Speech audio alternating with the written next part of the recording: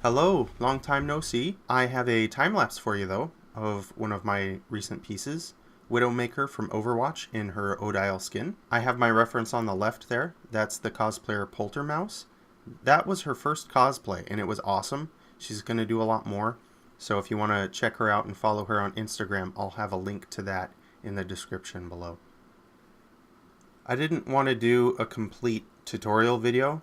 I just wanted to show the time lapse, but there are some things that I wanted to talk about as you're watching anyway. So it'll be kind of more for newer artists. Right now I'm just refining my sketch. The initial sketch was really loose, but the refined sketch is still pretty loose. The main point of it for me is to try to get the large shapes and all the proportions correct so that I have a good base to work off of for the rest of the drawing. But I don't hold very strict to this. There are times when I'll move things around a little bit and nudge things into place either with the liquefy tool or using the lasso tool and the transforms. And there are a lot of techniques that I used in this that I borrowed from other illustrators. Right now you're seeing me color the lines of my sketch. That's something that I borrowed from Keenan Lafferty. You can look up his channel, just type in KNKL and you'll find all of his stuff. He's got a lot of really great tips.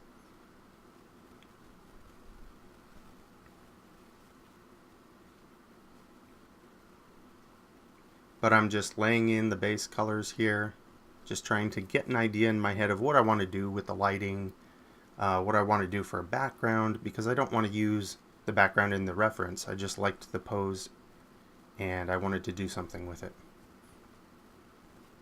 This whole project really was just on a whim. I just contacted the cosplayer because I saw the picture online and I decided that would be a good reference to use in a piece.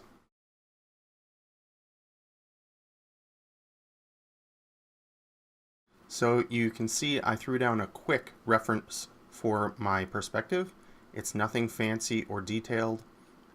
The whole purpose of it for me in this was, as I got my idea for the background, I had a specific purpose for the perspective, and it's to make that clock tower really have a sense of scale.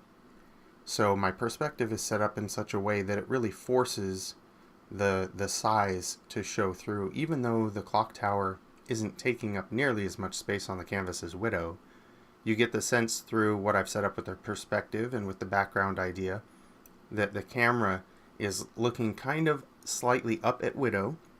She's up high, and that clock tower is still really large even though it's not large on the canvas.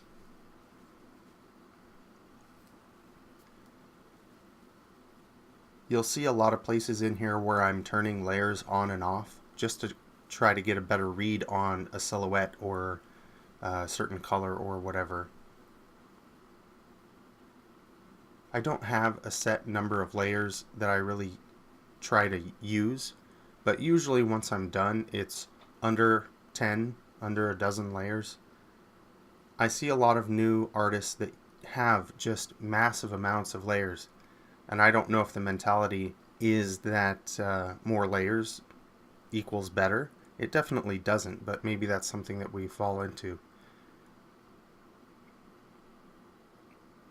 My general rule of thumb, when I create a new layer, it's usually to try out something new or to play with different ideas, but I always try to merge layers as I go. So sometimes my layer count might be kind of high, depending on what I'm doing. If I'm constructing something with several pieces, like later on you'll see me work on the face of that clock tower, I have a lot of layers. I have a different layer for each number that I create.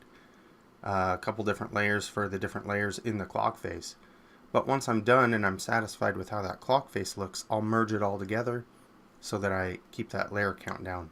It makes things a lot easier later on when I'm trying to do adjustments on a particular area of the piece or the whole thing in general, or if I'm trying to find a specific part that I want to change a little bit. It's easier when there's not 700 layers that I have to sort through.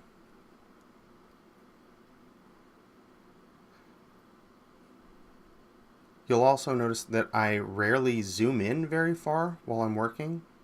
zooming in too much, it's a really common habit, it seems like. It's one that I had, and I still have to consciously think about as I go along. But when you zoom in too much, it's usually a sign that you're focusing way too much on details that don't matter.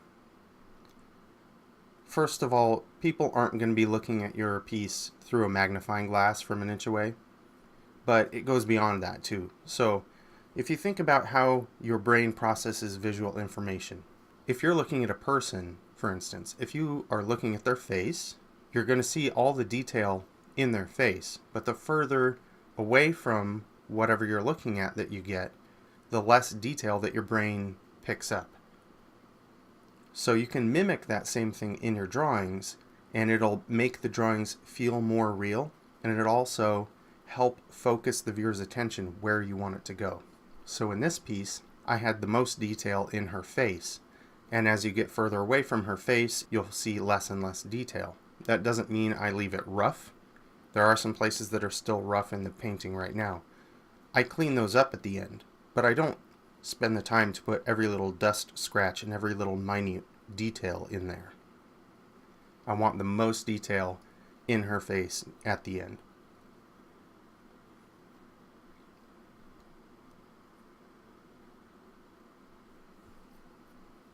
So I'm at the point where basically all of the major colors and everything are where they're supposed to be, and I'm just going through and tightening things up, refining shapes, and just making sure everything is a little bit more smoothed out. There are a lot of places that are still pretty rough. Like, for instance, look at the ribbons on the back of her hair and around her neck. And on her shoes, you can still see the original sketch lines. I will tighten those up as I go, and by the end they'll be all cleaned up. But I'm mostly looking at the big read, the first read. Does it look interesting at a glance? Everything after that, all the details that you see after that initial image, are icing on the cake, I guess you could say.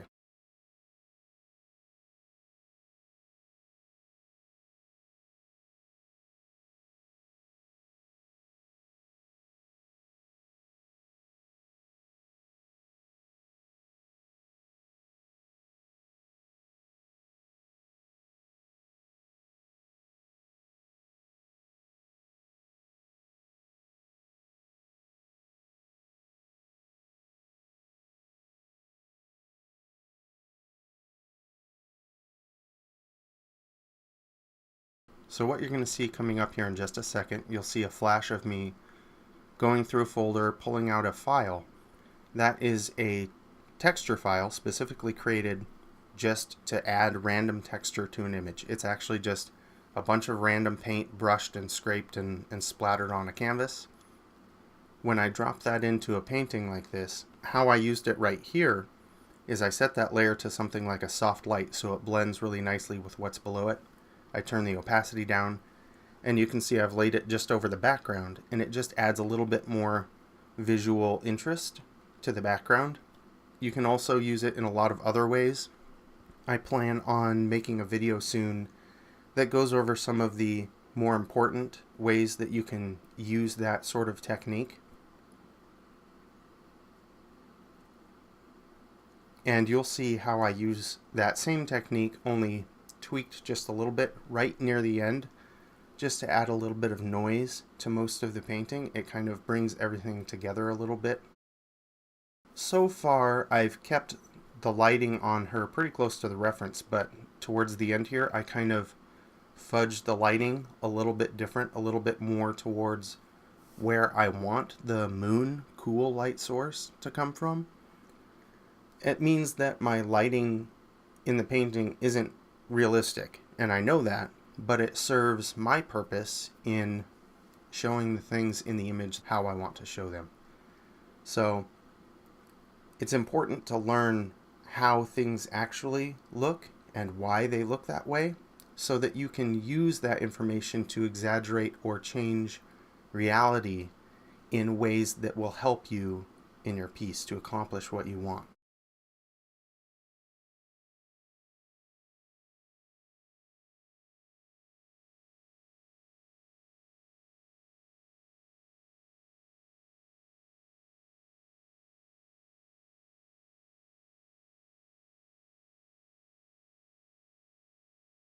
So as I'm starting to wrap things up, I'm kind of going back through the background. I'm adding little details, but I'm keeping the values very close to middle, because even though I'm adding details to the background, I don't want it to be details that draw your attention away from the focal point. I want it to be a second read. So somebody looks at this picture, they immediately see her, they see her outfit, her gun.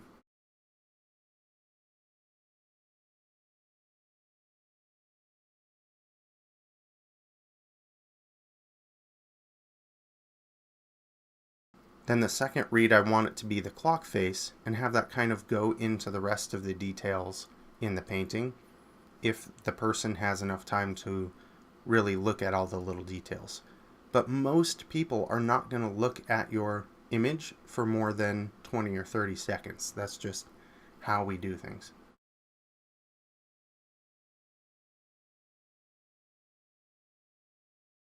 But yeah, you'll see I'll start to get into some of the little details, like all the little swirlies on her helmet and on her armband, and maybe touch up some things on the gun. Everything that I'm doing from here on out is just refining, and I'm trying to strike a good balance of the amount of detail that's in the piece. I know that it's not going to be looked at and scrutinized every little detail that I'm putting in.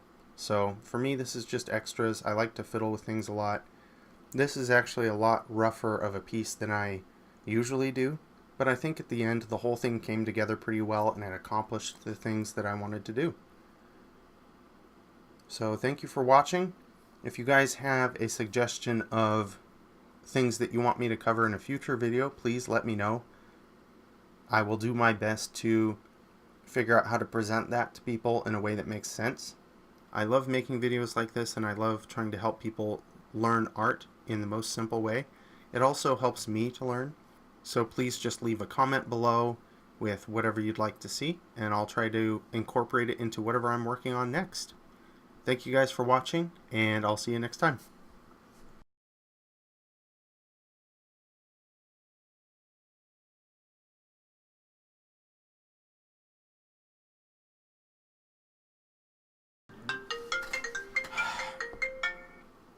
Hello. I'm trying to record a video. What's up? Yeah, I got a text. Yep. Well, it would have been Thursday that I took off.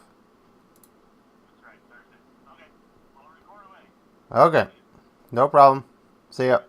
Yep. Bye.